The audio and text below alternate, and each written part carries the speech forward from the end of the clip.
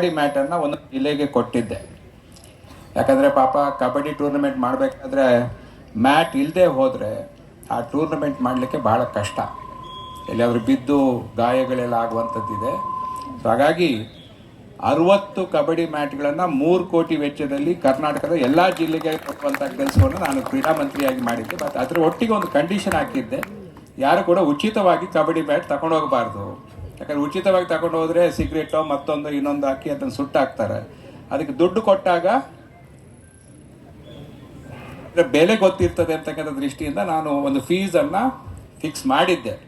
ಮೊನ್ನೆ ಇಲ್ಲಿಯ ಸಂಘಟಕರು ಆ ಫೀಸನ್ನು ಬಿಡಬೇಕು ಅಂತ ಹೇಳಿದರು. ನಾನು ಹೇಳಿದೆ, ನಾನೇ ಮಂತ್ರಿ ಆಗಿದ್ದಾಗ ಮಾಡಿದಂಥ ಫೀಸು ಅದನ್ನು ಮಾಫ್ ಮಾಡಲಿಕ್ಕೆ ಸಾಧ್ಯ ಇಲ್ಲ, ಅದನ್ನು ನಾನೇ ಕೊಡ್ತೀನಿ ಅಂತಕ್ಕಂಥ ಮಾತನ್ನು ಹೇಳಿ ಇವತ್ತು ಇಲ್ಲಿಗೆ ಬರಲಿಕ್ಕೆ ನನಗೆ ಕರೆದದ್ದಕ್ಕೋಸ್ಕರ ಇನ್ವಿಟೇಷನಲ್ನ ಹೆಸರು ಇಲ್ದಿದ್ರು ನಿಮ್ಮ ಹೃದಯದಲ್ಲಿ ನೀವು ನನಗೆ ಸ್ಥಾನ ಕೊಟ್ಟಿದ್ದೀರಲ್ಲ, ಅದು ಭಾಳ ಶಾಶ್ವತವಾದಂಥ ಸ್ಥಾನ ಅಂತ ಭಾವಿಸ್ಕೊಂಡು ಬಂದಿದ್ದೇನೆ.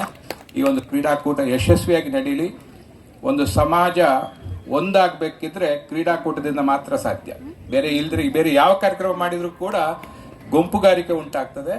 ಕ್ರೀಡೆಯಲ್ಲಿ ಮಾತ್ರ ಎಲ್ಲರೂ ಒಗ್ಗಟ್ಟಾಗಿ ಏಕಮನಸ್ಸಿನಲ್ಲಿ ಆಡತಕ್ಕಂಥ ಒಂದು ವ್ಯವಸ್ಥೆ.